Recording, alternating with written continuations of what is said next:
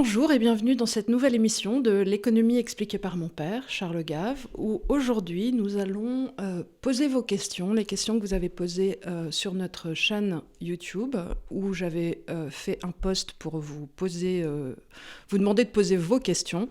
Et alors, avant d'aller un peu plus avant dans ces questions qui effectivement recoupent pour beaucoup toujours la situation Russie-Ukraine, et des idées de dédollarisation du monde et de route de la soie, j'avais 2 remarques liminaires. La première, c'est que beaucoup d'entre vous nous posent souvent des questions, posent à Charles des questions sur le franc CFA.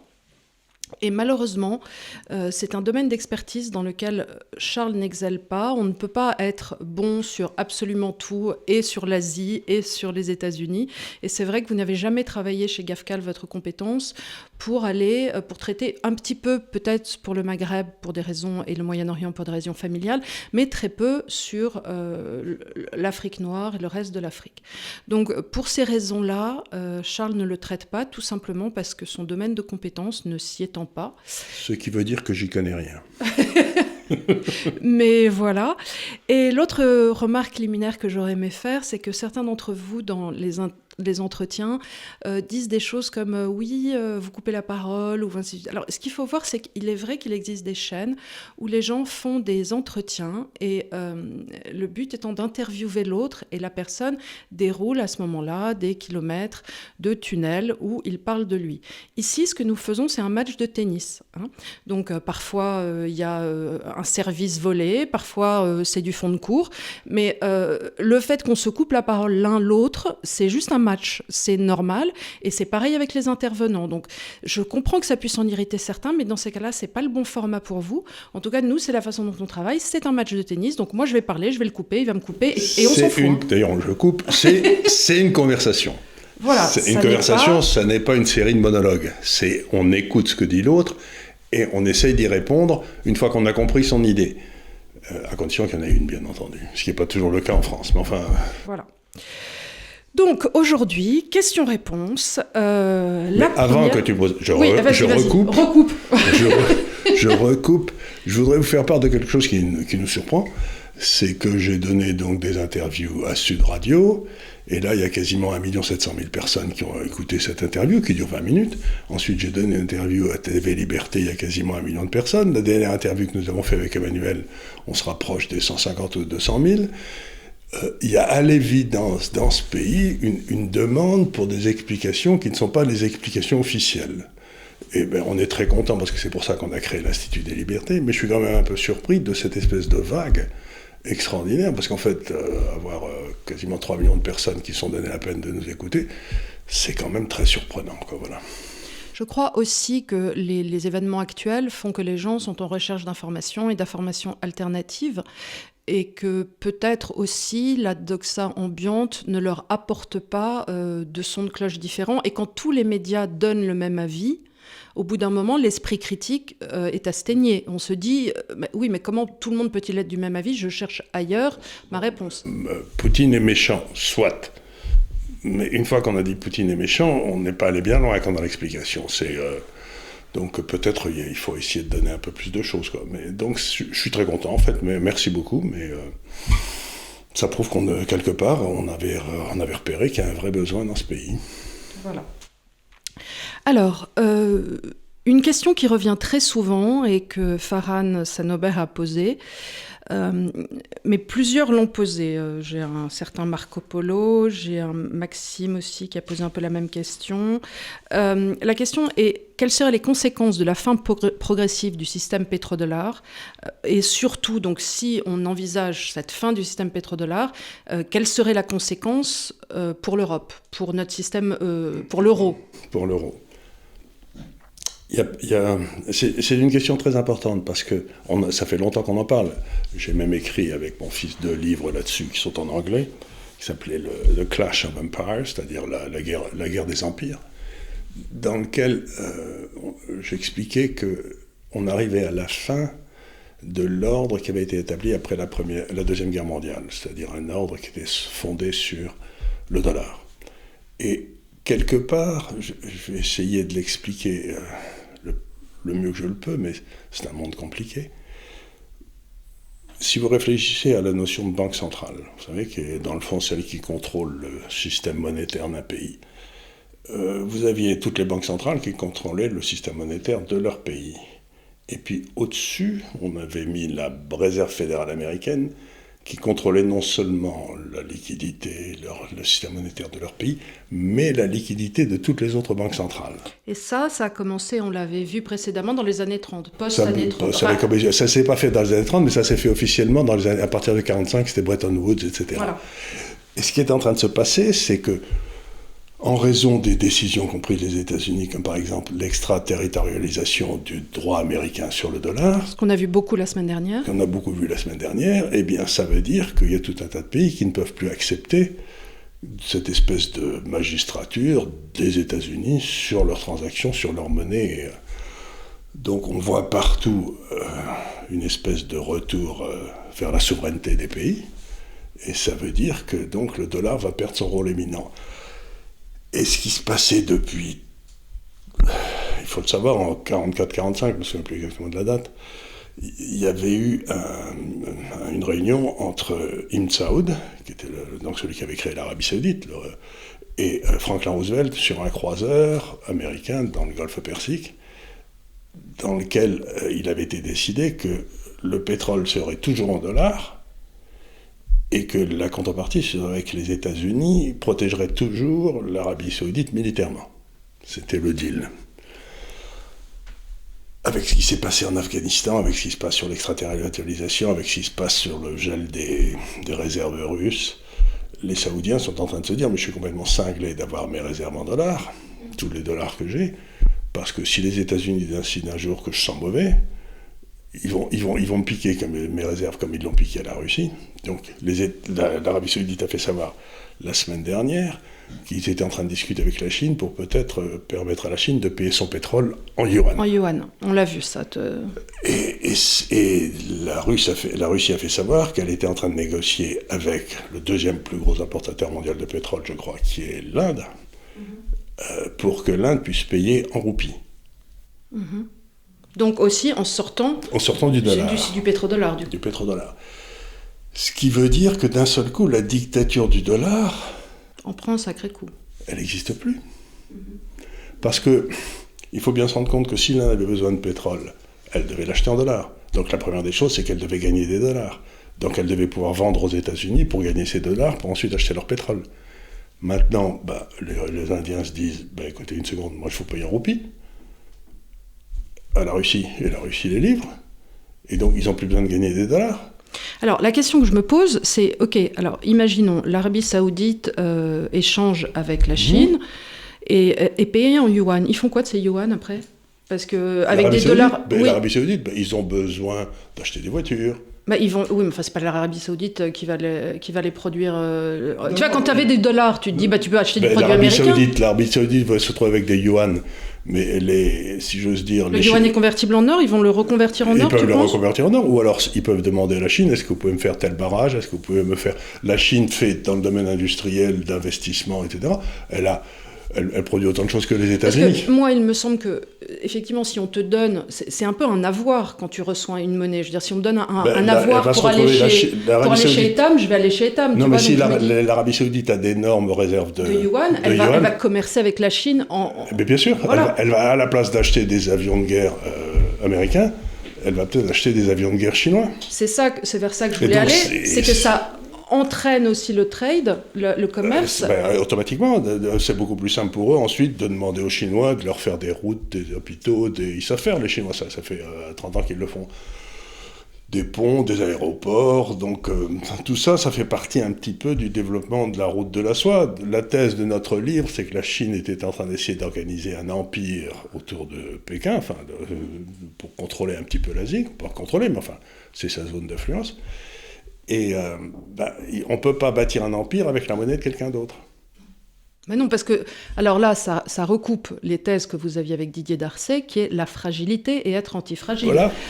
Avoir la monnaie de quelqu'un d'autre, c'est conserver une fragilité, c'est énorme. Tu as un colosse au pied d'argile. C'est un colosse au pied d'argile, il suffit que le pays émettant la monnaie te coince financièrement et t'es foutu. Comme on l'a vu en 2008, quand il y a eu les subprimes, tout à coup, toute l'Asie s'est retrouvée short dollar et le commerce s'est arrêté. Et le commerce s'est arrêté. Entre eux. Oui, bien sûr.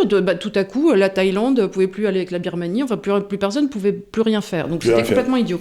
Donc, effectivement, ça te laisse une immense fragilité. Mais reconquérir... Alors, les Américains sont quand même pas complètement idiots. Il y a quelqu'un quelque part qui va quand même se rendre compte qu'ils sont en train de perdre cette suprématie. Ben oui, mais alors, qu'est-ce qu'ils peuvent faire là ? Qu'est-ce qu'ils vont faire à ton avis ? Ce qu'ils ont fait, bloquer les réserves je tiens à expliquer quelque chose. Ici, qui est important, il y a dans le monde une organisation qui s'appelle la Banque des règlements internationaux qui est située à Bâle. C'est la banque centrale des banques centrales. C'est là où Tu en avais parlé déjà que dans l'entre-deux-guerres, pendant la Deuxième Guerre mondiale, ils se retrouvaient là-bas dans le feutré. Dans le feutré, ils discutaient, les banquiers centraux allemands discutaient avec les banquiers centraux américains. Bon. Et la BRI, il y a 40 banques centrales qui en font partie, dont la Russie, bien entendu. Et c'était la première fois dans l'histoire qu'on bloquait les réserves d'une banque centrale qui était à la BRI. Et ce qui s'est passé, d'après ce que j'ai su, une information qui est peut-être un peu confidentielle, j'en sais rien, c'est que la Banque centrale américaine n'a pas été prévenue que le gouvernement américain allait bloquer les réserves de change de la Russie. Ah oui, donc un problème d'étiquette là aussi. C'est-à-dire que c'est le pouvoir politique américain qui a décidé de faire un enfant dans le dos à la réserve fédérale, qui lui aurait dit, mais il est hors de question de faire ça, ça se fait pas. Ça se fait pas entre gens, personnes convenables qui travaillent ensemble, ça se fait pas du tout. Donc il s'est passé un phénomène très curieux. Donc ils ont un peu perdu la face là. Là, ils ont perdu la face. Et surtout, la monnaie, qu'on le veuille ou non, comme je me tue à l'expliquer aux gens, on s'en sert parce que c'est utile et que ça marche. Et qu'on a confiance. Et aujourd'hui, on peut dire tout ce qu'on veut, mais le Moyen-Orient a perdu confiance dans le dollar. Et le reste du monde est en train de perdre confiance dans le dollar à toute allure. Donc, c'est vraiment mettre toute son épargne dans un seul panier et avoir ce panier qui est secoué comme un fou par une bande de cinglés à Washington, quoi. Donc, vous vous dites, oh les gars, il faut que je fasse autre chose, quoi. Et alors, nous, en Europe, qu'est-ce qu'on peut faire ? La zone euro va être impactée dans quelle mesure ? C'est absolument épouvantable ce qui va se passer. Ah, super. Tu sais que les gens me disent « Mais c'est horrible !» Ils disent des trucs négatifs. Donc là, tu vas me dire ce qui va se passer d'horrible, mais je veux qu'après, tu me dises des choses positives, parce qu'on n'en peut plus, nous. Hein. Je ne peux pas prendre sur moi, comme ça, toute la misère du monde. Non, mais on ne prend pas la misère du monde. J'ai perdu tout mon bronzage. Aujourd'hui, on a des gens en Europe qui ont comme principe de réflexion... est-ce que la partie avec qui je discute est gentille ou est-ce qu'elle n'est pas gentille ? Si elle est gentille, je fais affaire avec elle. Si elle n'est pas gentille, je la punis. Mais c'est pas comme ça que le monde marche. Comme disait De Gaulle, la difficulté quand on est un homme politique, c'est de choisir entre deux décisions qui toutes les deux sont mauvaises. C'est pas de penser... Donc ils essayent tous de transformer les décisions qu'ils ont à prendre, qui sont des décisions difficiles, en une décision qui serait moralement convenable. Mais malheureusement, il y a assez peu de rapports, comme le disait Richelieu. Il disait gouverner un royaume, c'est s'assurer d'être damné. C'est-à-dire qu'il faut prendre des décisions abominables, faire tuer des gens, ou bien alors qu'ils fassent un autre métier, quoi. Je veux dire, Donc, qu'est-ce qui va se passer en Europe ? Écoutez, l'Europe est extraordinairement dépendante énergétiquement. C'est-à-dire qu'on n'a pas de source d'énergie, à part le nucléaire français. Qu'on a saboté avec une immense régularité et je dois dire une constance de tous les instants. Et une qualité dans l'exécution qui est difficile à part Alain Minc, personne ne s'est attelé avec une telle cadence à foutre en l'air un système de pensée. Voilà. Donc je dois dire que là, on a vraiment on a tout ce qu'il faut, donc, un savoir-faire. Donc à part ça, on n'a pas grand-chose, on n'a pas de réserve d'hydrocarbures. Donc entre 30 et 40% de nos dépenses énergétiques viennent de la Russie, et dans 3 domaines, le gaz, le pétrole et le charbon. Parce que, curieusement, on continue à utiliser beaucoup de charbon. Bon. Surtout les Allemands. Et les Polonais. Donc, on vient de se couper de ces sources d'énergie, et comme je l'ai expliqué depuis plus d'1 an ici, compte tenu du fait qu'on n'a fait aucune dépense pour trouver des nouvelles recherches, des nouvelles ressources, comment on appelle ça, fossiles, oui. C'est-à-dire du pétrole, du gaz ou du charbon, eh ben, on rentrait dans une crise énergétique monstrueuse, c'est-à-dire qu'on arrivait dans une... Ça, on le disait de toute façon depuis mai dernier, et tu l'avais dit à tous les candidats en lice qu'ils devaient absolument mettre ça dans leur programme et parler, 1, de la crise inflationniste monétaire en devenir, et 2, de la crise d'énergie fossile et énergétique qui allait arriver, qui allait être aussi un énorme boom inflationniste. Et ça n'a pas manqué, indépendamment de cette guerre en Ukraine, c'était déjà dans les tuyaux. C'était déjà dans les tuyaux, ça serait passé de toute façon. Alors, on a une pénurie d'énergie, donc il n'y a pas... L'Europe ne peut pas se retourner comme elle l'aurait fait dans les années 70, je ne sais pas, se retourner vers l'Arabie Saoudite en disant est-ce que vous pouvez passer de 12 millions de barils à 16 millions de barils, parce que... Bon, il n'y en a pas. L'Arabie Saoudite elle-même, elle peut peut-être augmenter d'1 ou 2, mais c'est tout. Et donc ça veut dire que, comme je l'ai aussi expliqué souvent ici, l'économie, ce n'est que de l'énergie transformée. Il va falloir payer beaucoup plus cher pour avoir moins d'énergie. Il va falloir travailler beaucoup plus pour gagner beaucoup moins.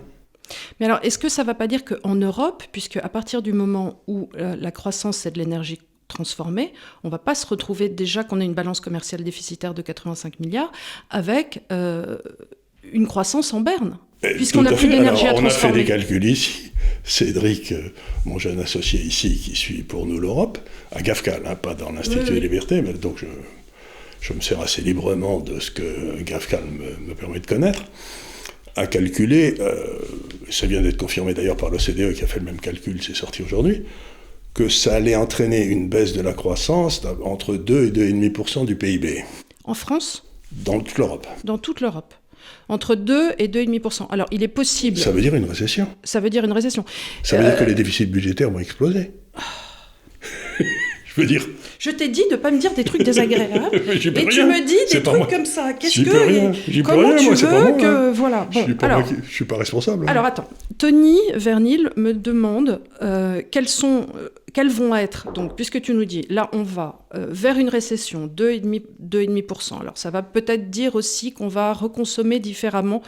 Enfin, cela dit, pour l'énergie, on en a besoin pour produire. Mais bon, imaginons. Quelles vont être les conséquences pour toi, pour les pays du Maghreb, et vers quel pays... Attends, avant que j'arrive aux pays du Maghreb, je voudrais dire un truc. Bon, tu mets un ticket dedans. Je mets un ticket pour le Maghreb, j'y viens. Mais, c'est une question qui revient souvent. Donc, que ceux qui nous écoutent comprennent qu'une augmentation des prix de l'énergie, comme on n'en produit pas, c'est exactement égal à une augmentation des impôts. Bah, évidemment. C'est-à-dire, donc ton revenu disponible va baisser. Boum. Du prix d'ailleurs, t'arrêtes pas de grogner contre le fait que tes charges n'arrêtent pas d'augmenter. J'arrête pas de grogner contre mes charges, là. Voilà. Parce que ça fait autant de moins d'argent de dépenser pour des trucs qui t'amusent plus. J'ai 30% d'augmentation, là. C'est énorme. Donc la question c'est, est-ce que cette perte, ça va être pris par le consommateur ? Est-ce que ça va être pris par les sociétés ? Ou est-ce que ça va être pris par les États dont le déficit budgétaire va se creuser ? C'est les 3 possibilités. Donc, alors, le consommateur, le pauvre vieux, en période d'élection, c'est pas une bonne idée, quoi. Mais enfin, il va douiller un peu quand même. Est-ce que les marges des entreprises vont baisser ? Probablement, mais si elles baissent, le chômage va beaucoup augmenter. En tout cas, elles ne recruteront pas. Elles ne recruteront pas parce que la demande va baisser. Elles seront en flux tendu et il va y avoir une baisse de la demande et donc une baisse de la création d'emplois. Ce qui va se passer, comme d'habitude, on peut attendre des gouvernements, si Macron repasse et compagnie, qu'ils se permettent encore une fois de jouer avec la mesure qu'est le PIB qui intègre à la fois le privé et le public. Donc ils vont recruter comme des cochons. Les dépenses de l'État, mais ils vont faire toujours. Mais enfin, il y a un moment où ça va quand même devoir se plafonner, le quoi qu'il en coûte. Et puis en plus, c'est des dépenses qui vont creuser le déficit extérieur. Et comme toujours, ils font du millefeuille territorial dans ces cas-là. Et la 4e chose qui peut ajuster, mais ça va être très difficile, c'est le taux de change. C'est-à-dire qu'on écroule le taux de change, que le taux de change s'écroule. Oui, mais si on écroule le taux de change, ça veut dire... Pas dans l'euro, puisqu'encore une fois, non, mais pas dans l'euro, mais que l'euro s'écroule par rapport à toutes les autres monnaies. Au rouble, au dollar, etc. Et donc à ce moment-là, si l'euro s'écroule, mais en même temps, c'est pas une solution, parce que du coup, le prix de l'énergie importée va augmenter d'autant. Évidemment, puisqu'on importe tout. Ça, c'est le problème d'être fragile. C'est le problème d'être fragile. Donc, Dans les années 70, De Gaulle, Pompidou et Giscard avaient réduit la fragilité de la France en créant l'industrie nucléaire. En nous créant une autonomie. Et donc la fragilité avait baissé dans des proportions très fortes. Là, comme on a détruit l'énergie nucléaire au départ d'une crise de l'énergie fossile, et ça continue, puisqu'une grande banque comme la BN AMRO, qui est une des grandes banques européennes, une banque hollandaise, vient d'annoncer fièrement qu'elle ne finançait plus aucune recherche dans le domaine pétrolier. Vous vous dites, mais vous ne pourriez pas arrêter un peu, non? Ça serait une bonne chose. Et donc, on a... Et en même temps, si vous voulez, je recevais ici Hervé Juvin, là, il y a quelque temps, vous avez vu peut-être passer l'interview d'ailleurs, et qui me disait qu'il y avait une directive européenne qui était que, donc à la fin de 2023, les voitures à combustion, c'est-à-dire celles que tout le monde a, quoi, le truc normal, ne seront plus admises dans les centres-villes, dans les villes de plus de 150 000 habitants. Ça veut dire que, attends une seconde... c'est-à-dire qu'on est attaché à la glèbe comme l'étaient nos ancêtres les cerfs, quoi. Mais ils sont fous. Il y a quelque chose en plus, moi, qui me pose un problème, c'est que, maman a voulu acheter une voiture électrique, oui. Il y avait 2 ans d'attente. Oui. Donc, en imaginant qu'elle ait eu envie d'attendre 2 ans, tout le monde, tout à coup, s'il crée ce besoin, les gens vont attendre 6 ans pour une voiture. Si toutefois, et les prix vont augmenter en fonction, il n'y a pas les matières premières, il n'y a pas le parc automobile. Il n'y a pas le parc. Et puis, quand on calcule le cycle de la voiture électrique, le bilan carbone de la voiture électrique, du début à la fin, avec le recyclage des batteries et toutes les saloperies, et des métaux rares, ça bouffe beaucoup plus qu'une hybride Toyota. Donc, on nous vend la voiture électrique comme la solution, mais personne ne bâtit les centrales nucléaires pour faire l'électricité. Enfin, de toi à moi, je pense que si on se retrouve avec cette récession économique malgré tout et une espèce d'asthénie de nos vies, il y a peut-être des grandes personnes quelque part qui vont dire au bout d'un moment, écoutez, ça va bien vos histoires, est-ce qu'on peut quand même parler entre grandes personnes et reprendre des décisions de vie normales parce qu'on n'a pas le loisir de s'amuser à vos petits jeux. Nos petits jeux avec toutes les imbécilités sur la voiture électrique qui a un bilan pire que la voiture. Aujourd'hui, le moteur, c'est ce que dit le président de Peugeot chaque fois qu'on... Enfin, je ne sais plus comment ça s'appelle d'ailleurs, il a changé de nom, mais c'est plus Peugeot, mais enfin c'est Peugeot. Il dit, le bilan carbone d'une voiture à explosion normale aujourd'hui est bien meilleur que le bilan carbone d'une voiture électrique. Donc on est devant un fait, et ce fait n'est pas reconnu pour des raisons psychologiques et morales, par exemple, par la Commission européenne. Mm-hmm. Donc il continue à essayer de fermer l'industrie automobile européenne, qui est le seul endroit où nous avons un avantage comparatif dans le monde. C'est-à-dire que, si j'ose dire ce que je dis aux gens pour essayer d'expliquer pourquoi il y a des bonnes nouvelles, tiens, puisque tu me demandes des bonnes nouvelles, je demande des bonnes nouvelles. Je vais t'en donner 4 qui sont marquables, de bonnes nouvelles. Dans le style de la nouvelle, je peux pas... La première, c'est donc... on va d'abord... de quoi va souffrir l'Europe? De quoi souffre l'Europe? Elle a déjà le coût du travail le plus élevé au monde. En tout cas pour la France, oui. Pour la France, oui. Bon. Ensuite, elle a un environnement réglementaire qui est un des plus difficiles au monde. Entre l'Europe et puis le ministère des Finances français ou je sais pas quoi, les entreprises françaises, pour ce qui est réglementation, elles vont se retrouver maintenant avec le coût de l'énergie le plus élevé au monde. Tu peux m'expliquer exactement pourquoi ça devrait marcher en France ou en Europe? Je veux dire, on sera les moins efficaces à utiliser le travail, les moins efficaces à utiliser l'énergie, et les moins efficaces à cause de la réglementation. J'appelle ça se tirer une balle dans la tête, non? Je suis pas. Moi, mon boulot, c'est pas d'expliquer. C'est ce que tu vas dire aux gens. Le boulot d'un économiste, c'est pas d'expliquer ce qu'il faut faire. C'est d'abord de faire un diagnostic et de dire voilà quelle est la situation aujourd'hui. Et on va partir de là pour aller un peu plus loin, quoi. Mais là, vous savez, c'est la vieille blague du gars qui est perdu en Irlande, quelque part dans la campagne irlandaise. Il demande à un paysan comment retourner à Dublin. Et le paysan lui dit moi, si j'étais vous, je ne partirais pas d'ici. Hein. C'est exactement. Moi, je dirais aux gens, moi, j'aurais préféré qu'on parte d'ailleurs, mais ça fait un petit moment que je dis, écoutez, non, on va pas dans la bonne direction, mais bon, il y a un moment où ça va péter, quoi. Donc, c'est extraordinaire parce que ça nous amène à une espèce de réflexion sur les gens qui nous gouvernent, et les gens qui nous gouvernent semblent incapables de prendre des décisions difficiles. Non, mais bien sûr. D'abord, attends, ils veulent pas prendre des décisions difficiles parce que aujourd'hui, tu te rends compte, et de plus en plus, que cette politique est devenue une politique spectacle. Donc, on est dans une sorte de vie d'attaché de presse toute la journée où on fait de la communication, et personne ne veut prendre la responsabilité de dire « je suis désolé, ça va être du sang et des larmes ». Personne.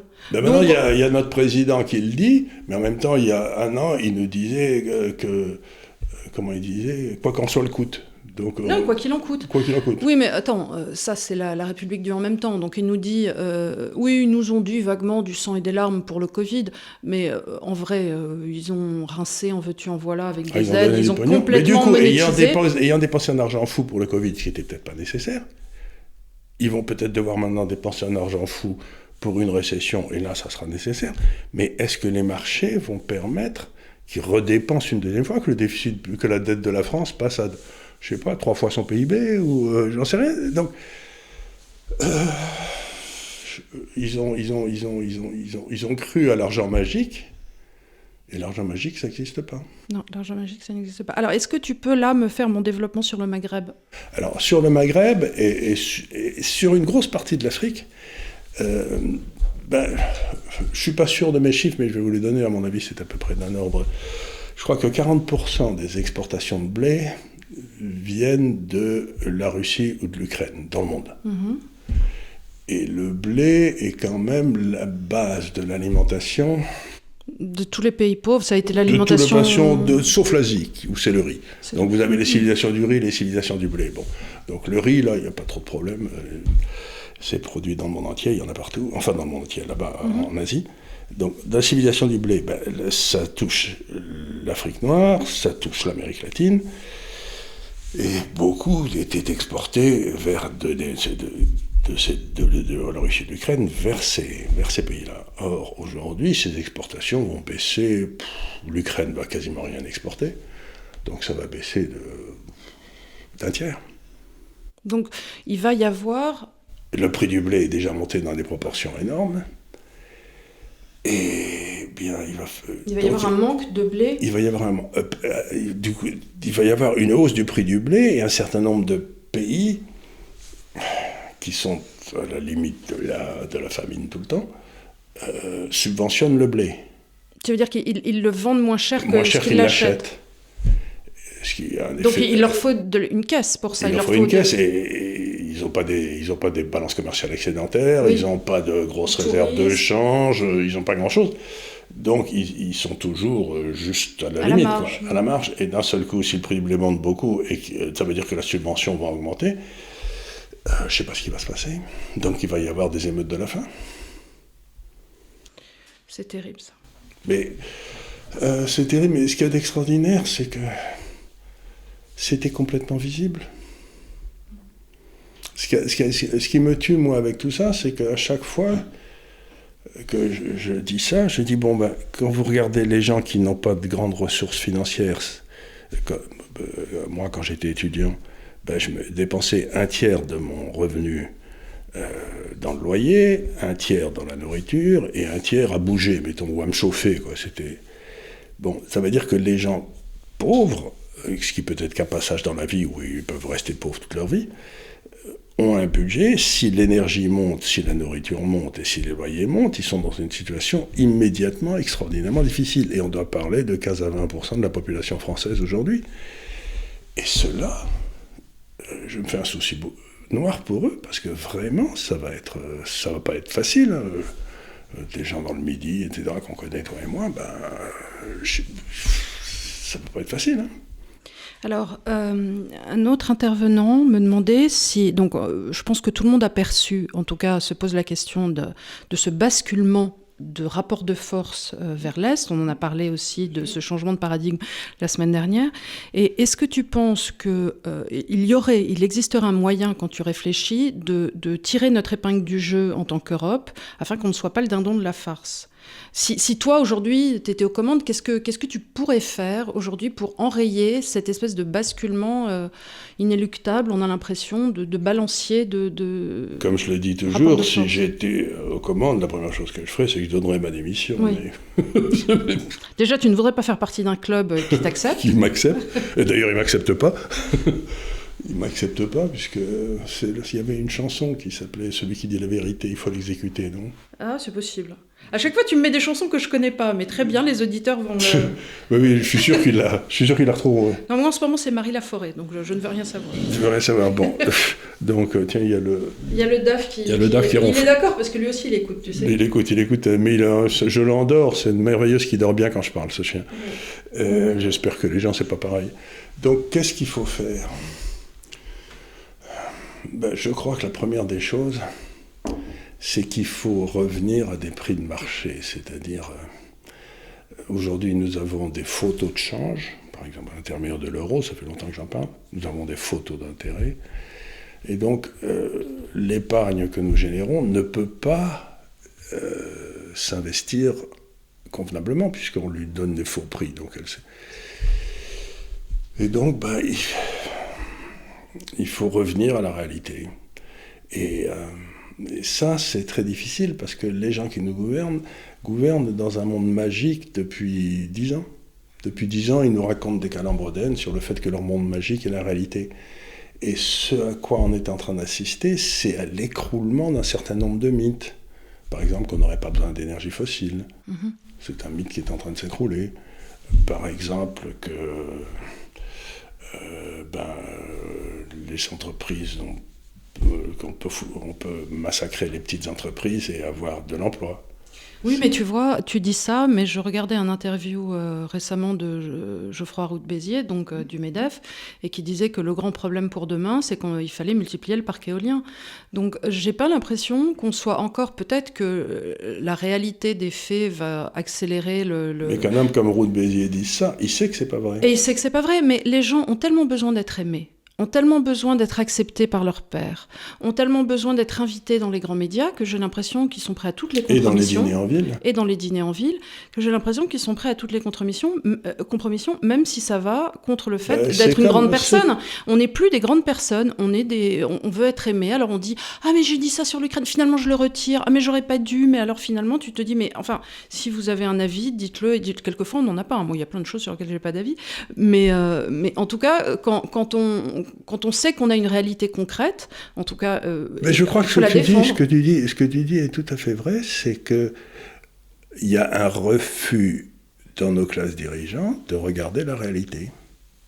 Par exemple, dire aujourd'hui que les miroirs magiques et les moulins à vent, ça marche pas, que ce qui marche, c'est l'énergie nucléaire, et ce qui pourrait marcher, c'est si on faisait des dépenses considérables pour essayer de décarboner le charbon, par exemple. Ce serait une idée... ça serait beaucoup plus intelligent de dépenser. Du charbon, il y en a de savoir qu'en foutre. Donc on pourrait essayer de prendre le charbon et d'essayer d'en faire une énergie qui serait propre. Il y a peut-être des processus qui marcheraient. Et aujourd'hui, en tout cas, ce serait intéressant comme domaine de recherche à exploiter, et sachant qu'on en a plus que de raison, qu'on peut le stocker relativement facilement. Et le bouger. Effectivement, avec 2 morceaux de charbon, tu peux te chauffer assez longtemps. Sauf que c'est dégoûtant et on en met partout. Donc, effectivement, si tu pouvais le rendre propre, par un filtre, par, je sais pas, un processus de traitement, ça serait pas inintéressant. Déjà, les usines à charbon sont infiniment moins polluantes qu'il y a 10 ans, etc. Donc on est allé vers toute une série de solutions qui n'en sont pas, et les gens qui sont au pouvoir, mais ceux qui risquent de ramasser le plus dans cette crise, c'est les Allemands, parce que c'est eux qui importent le plus d'énergie pour leur PIB, quoi. Alors, j'ai eu la question... Les Allemands, ils vont douiller, ça va être affreux. Alors voilà, j'ai eu la question aussi parmi nos internautes qui veulent savoir, à ton avis, si ça peut entraîner comme conséquence que l'Allemagne sorte de l'euro, ou en tout cas fasse bouger les lignes. Ce qui peut se passer comme conséquence, c'est qu'on va se retrouver avec donc une récession, une récession, automatiquement, ça creuse le déficit budgétaire. Et les pays comme l'Italie, la France ou l'Espagne commencent à avoir des dettes qui sont à un niveau tel qu'on imagine mal encore, je ne sais pas, que leur dette monte de 50%. Maintenant, si la Banque centrale continue à acheter, il est évident, les obligations à des faux prix avec des taux d'intérêt à zéro, ça peut durer, mais à ce moment-là, il y aura une émission massive d'euros qui n'auront pas de contrepartie dans la valeur ajoutée créée. Et donc, ça veut dire une baisse de la monnaie. Donc, je reviens à ce que j'ai dit depuis le départ. La seule solution pour que l'Europe s'en sorte, c'est que... Enfin, c'est pas vraiment s'en sortir que de... Non, mais tu essaies de redevenir compétitive, et la seule façon de redevenir compétitive, c'est d'emmener sa monnaie au plancher. Mais l'Allemagne acceptera ? Ils ne vont pas être contents parce que ça va faire avec une inflation élevée, et surtout, c'est un pays qui vieillit très vite. Donc ils ont beaucoup de retraités, et les retraités, ils touchent leur retraite sur les obligations émises par l'État allemand, et qui, il y a 20 ans avant l'euro, du 4 ou 5% réel, et maintenant donne du moins 4 ou du moins 5. Donc comment vous payez des retraites avec un capital qui baisse de 10% par an ? Je ne sais pas. Je ne sais pas, ça va être une très bonne question. Donc, on a une espèce de collision qui arrive entre nos États sociaux-démocrates et la réalité. C'est exactement là où était l'Union soviétique en 85, 86, 87, 88, et j'avais écrit un papier en disant que l'Union soviétique va sauter. Et ça veut dire que la social-démocratie va sauter. Alors j'ai une question qui revient souvent parmi les internautes, et elle a été posée sous différentes façons, mais en gros c'est le rapport, à partir du moment où le monde se repenserait vers l'Est, quid de la Turquie ? Alors la Turquie c'est un cas très intéressant, la Turquie, parce que l'Erdogan là c'est un fou profond, donc il a fait une série de bêtises pas croyables. Et du coup, la Turquie s'enfonçait. Mais ce qui se passe avec l'Europe qui essaye de se payer la Russie, ça joue extraordinairement en faveur de la Turquie. Bah oui. Parce que, par exemple, si vous voulez aller passer vos vacances dans un pays méditerranéen, la Turquie, avec la monnaie qui s'est effondrée, c'est déjà le pays où les Russes dépensent le plus d'argent en tourisme. Mais ils ne vont plus pouvoir venir en Europe puisqu'on n'accepte plus leur fric. Ils ne vont pas vouloir venir ailleurs, donc ils vont tous aller à Bodrum. Ils vont tous aller à Bodrum, exactement. Et puis, Antalya, ou tous les trucs qu'ils ont fait. Ils seront peut-être contents de payer leur pétrole en roubles, puisqu'ils auront peut-être des roubles, puisqu'ils en auront par le tourisme. Et la Turquie est une puissance industrielle très, très importante, c'est-à-dire que si les Russes ont besoin de centrales, de n'importe quoi, ils savent faire des routes, des hôpitaux, ils savent faire un peu comme les Chinois. Donc ça veut dire que la Turquie peut être intégrée dans cette espèce de chose dont on va parler, qui est les routes de la soie, très facilement. D'abord, elle en fait partie depuis toujours, mais en même temps, d'ailleurs pour ceux qui s'intéressent à l'immobilier, je tiens à signaler que ça devait être aux alentours du 7e ou 8e siècle. L'immobilier le plus cher au monde était à Trébizonde. Trébizonde, c'est tout à fait au bout de la Turquie, au début des routes de la soie. C'est là où partaient toutes les caravanes. Et aujourd'hui, c'est une petite ville qui est très belle, mais où il ne se passe rien. Donc, peut-être les auditeurs devraient aller acheter des appartements à Trébizonde. Je dis ça en marrant, mais ça ne m'étonnerait pas. Alors, allons-y dans cette route de la soie au cours de laquelle on tâtonne depuis tout à l'heure. Je vais expliquer aux internautes. J'avais fait toute une série de questions très très bien amenées, qui étaient une subtilité absolument rare, sur des papiers, et ce matin, je les ai mises dans un autre sac à main. Du coup, je ne les ai plus. Donc, je vais le faire plus ou moins de mémoire. C'est de famille, ne vous inquiétez pas. Voilà, voilà, on peut chercher. J'ai donc un sac avec rien dedans. Écoute, l'idée, en fait, c'est dans cette redistribution du monde vers l'Est, à partir du moment où les Américains et les Anglais détenaient quand même tout ce qui était le domaine de l'eau maritime, on se demande si on ne va pas retrouver une redistribution des cartes au travers des passages par la terre, et si justement ces anciennes routes de la soie non maritimes ne vont pas avoir une crise de jeunesse. Et échapper aussi Au pouvoir maritime. Au pouvoir maritime et à la mainmise américaine, du coup. Oui. Alors ça, c'est une très vieille thèse qui a de son origine, je crois, en Angleterre d'ailleurs. Je ne me souviens plus du nom du gars, il s'appelait Mac quelque chose, mais je ne m'en souviens plus. Enfin, je crois. Et c'est que il y a plusieurs idées assez fortes dans cette thèse. La première, c'est qu'il y a toujours eu une espèce de guerre latente entre la puissance dominante maritime et la puissance dominante terrestre. Et que ça, les guerres, c'est Sparte et Athènes, enfin ça remonte à la nuit des temps.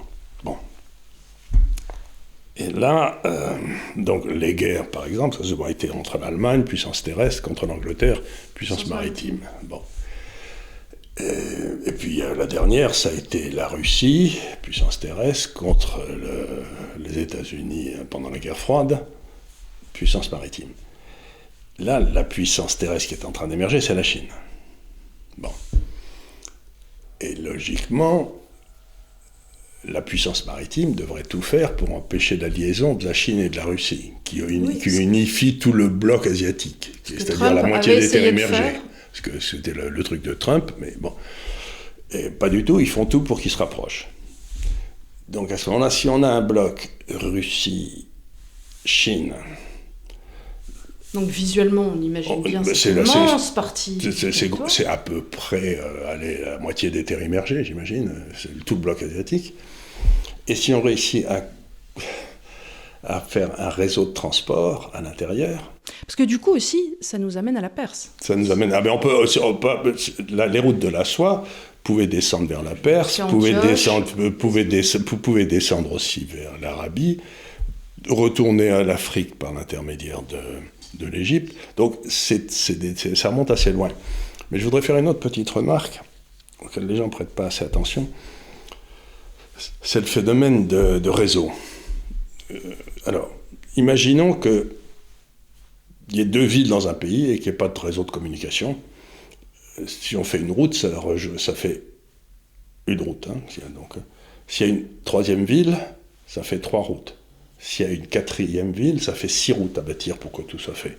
S'il y a n routes, le nombre de routes qu'il faut pour relier tout le monde à tout le monde, c'est n facteur de n-1 divisé par 2. Hein, c'est la formule mathématique. Donc ce que la Chine est en train de faire, c'est de bâtir un réseau exponentiel pour relier tout le monde à tout le monde en Asie. Parce que tous, ils étaient reliés à la mer, mais ils n'étaient pas reliés aux autres puissances terrestres. Donc, en étant reliés à la mer, ils faisaient dans le fond la fortune de l'Angleterre et des États-Unis. Oui, bien sûr.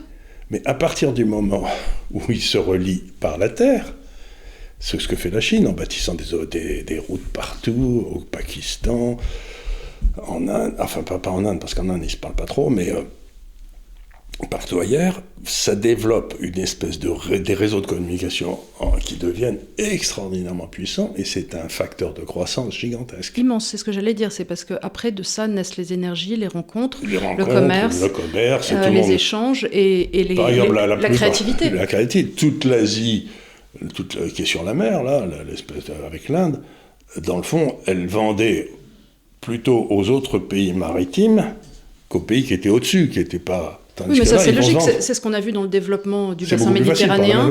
C'est beaucoup plus facile de mettre un bateau puis de le vendre. Voilà, c'est Venise, c'est tout le développement qu'il y a eu. Voilà. Et ça, c'est la puissance maritime.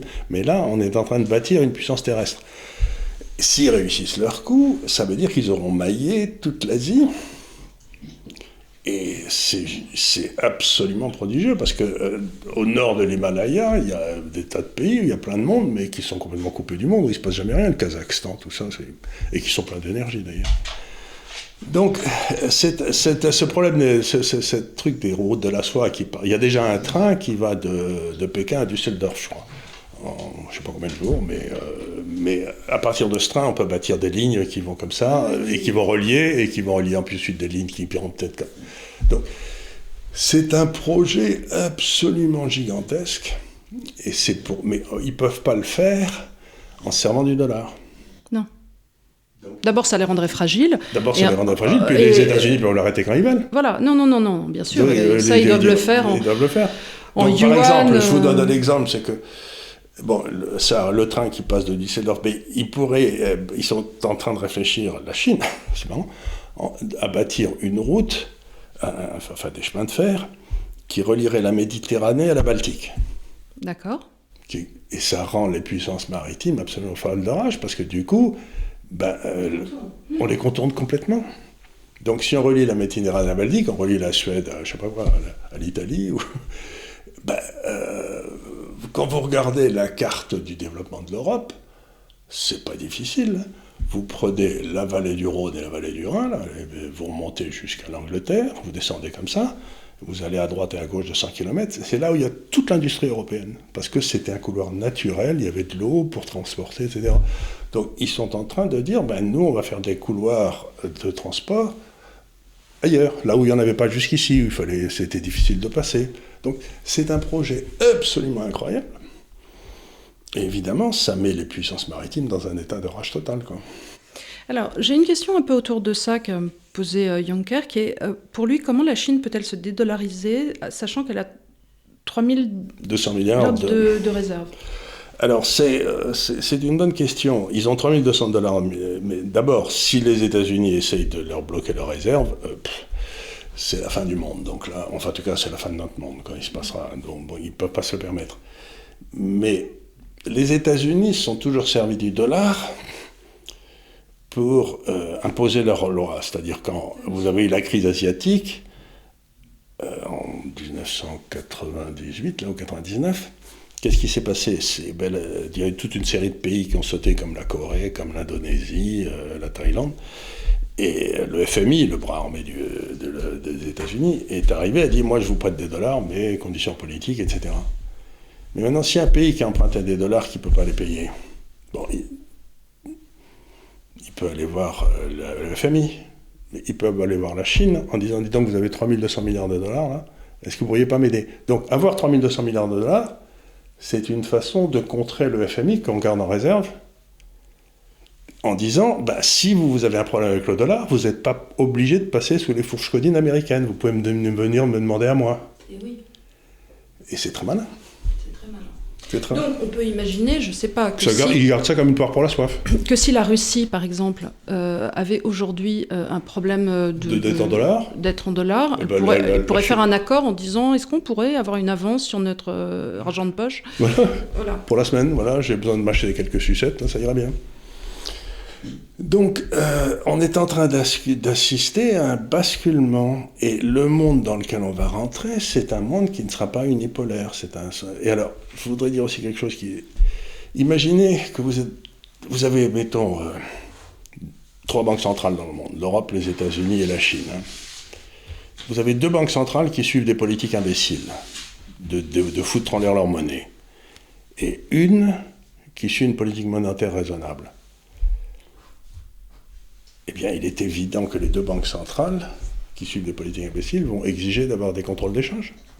Elles ne veulent pas que leur épargne aille là où elle est bien rémunérée. Donc, ne vous imaginez pas une seconde que vous allez continuer à pouvoir faire ce que vous voulez de votre argent. Déjà, si vous êtes un institutionnel européen, vous n'avez plus le droit d'aller en Russie. Oui, non. C'est un contrôle d'échange.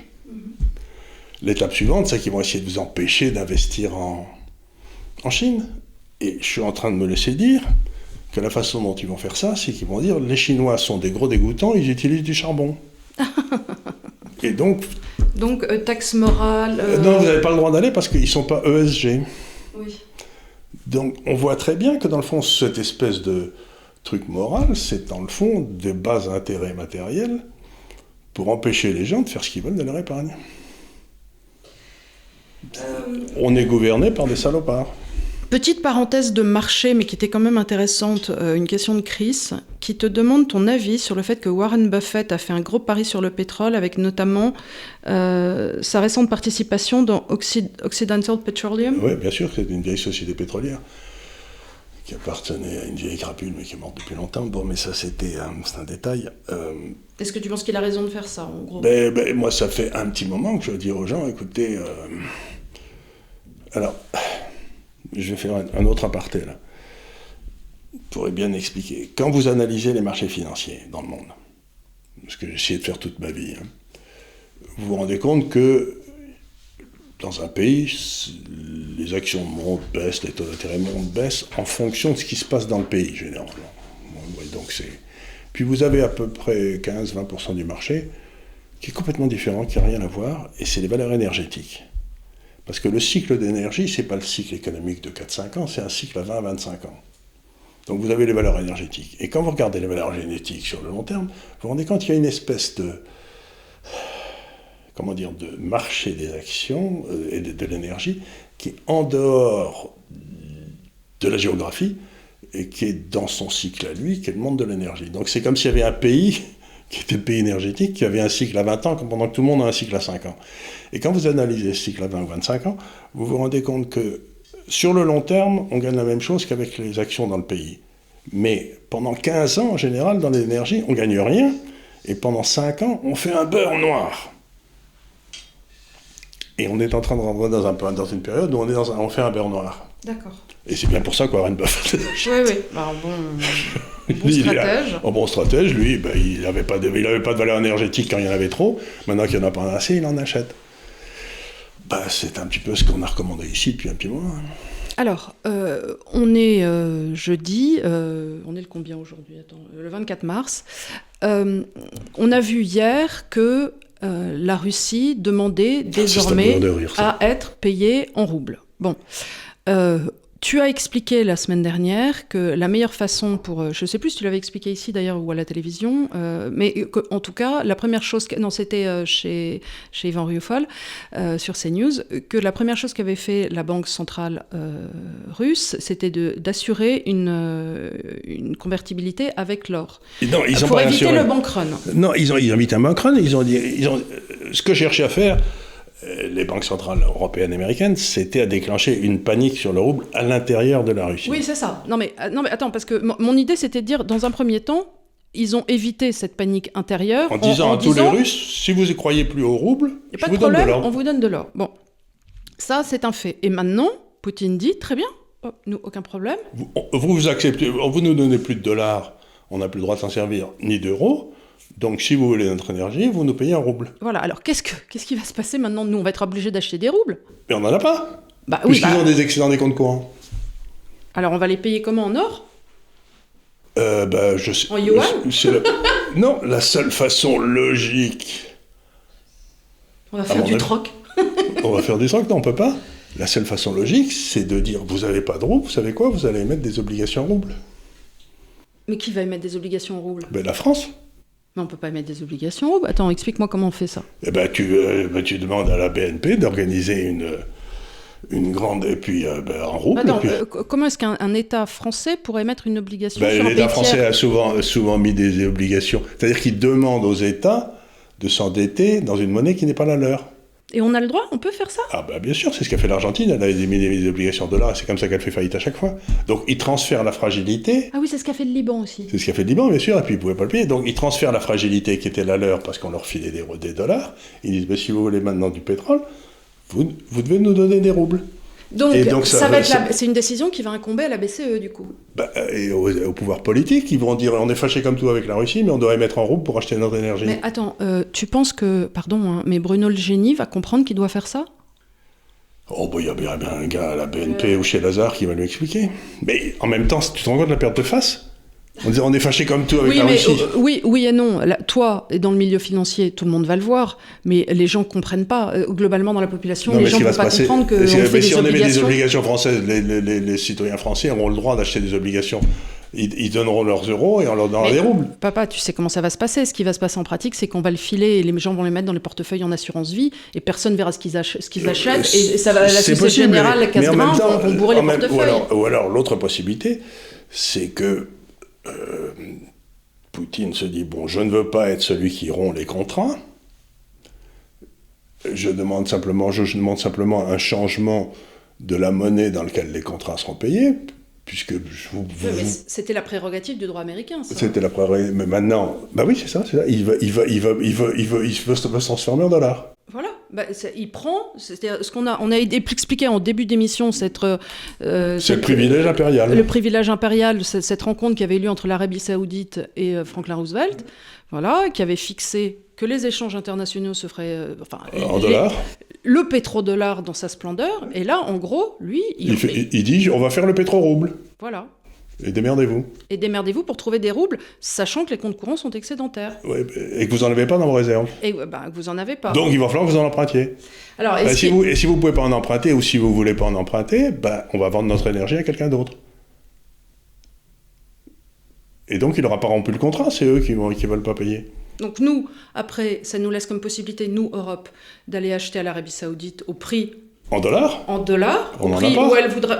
Bon, on n'en a pas, mais au moins, ça ne nous fait pas perdre la phase d'en acheter. Oui. Au prix où elle voudra bien nous le vendre. Mais au prix de marché, qui est le double des contrats à long terme. Donc à ce moment-là, la récession ne sera pas de 2%, mais de 4%. Voilà.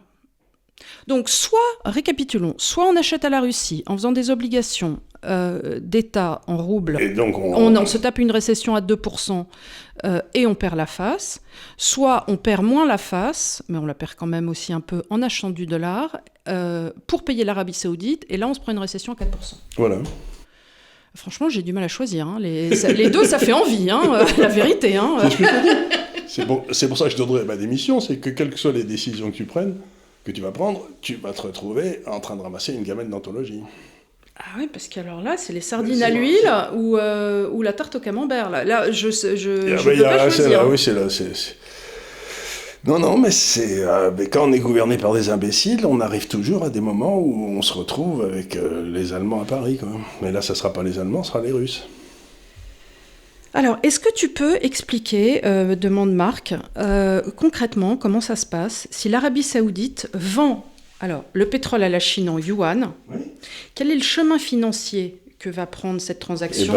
Et qu'est-ce que va faire l'Arabie Saoudite une fois qu'elle aura des yuan? L'Arabie Saoudite, on va faire d'abord, on va d'abord décrire l'Arabie Saoudite. Ils ne vendent rien d'utile à qui que ce soit. À part du pétrole. À part du pétrole. Ah oui, ça, bien sûr. Donc, ça veut dire que 90% du pognon qu'ils gagnent avec le pétrole, ça sert à acheter des trucs pour nourrir leur population, entre la Russie et la Chine, ils peuvent acheter toute la bouffe qu'ils veulent, toutes les voitures qu'ils veulent, toutes les machines-outils qu'ils veulent. Il y en a plus qu'aux États-Unis. Tu veux dire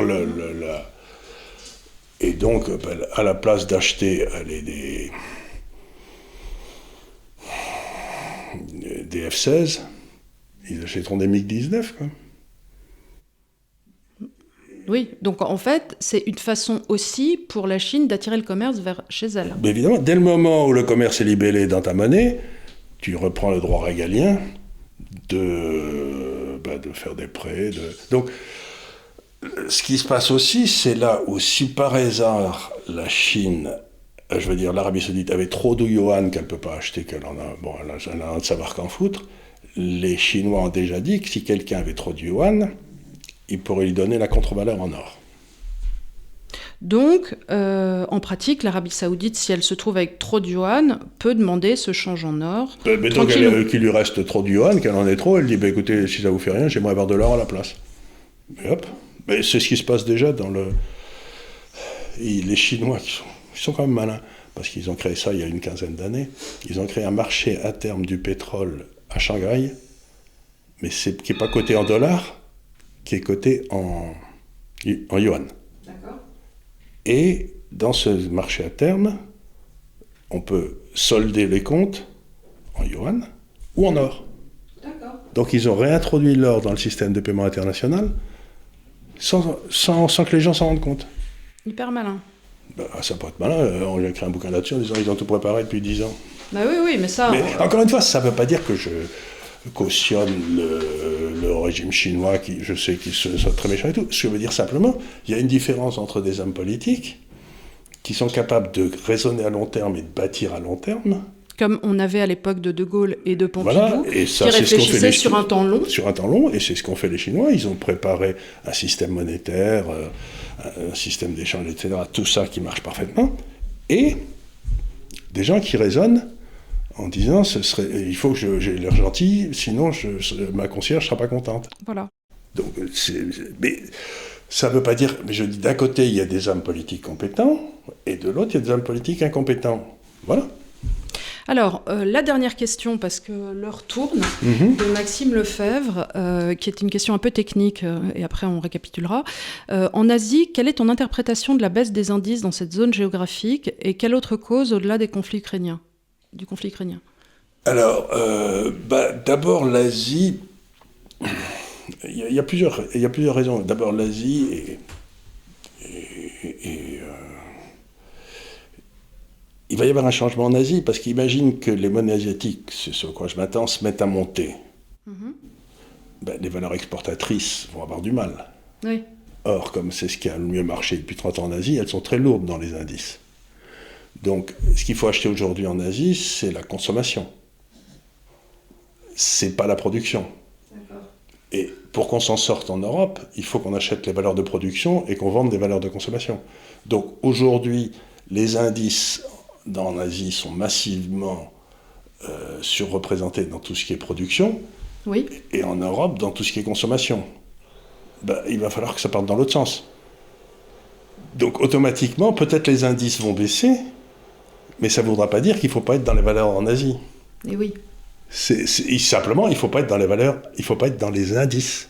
C'est ce que tu vas dire aux gens, il faut être dans la partie de l'indice qui va bénéficier de ce basculement vers l'Asie, mais qui n'est pas la production.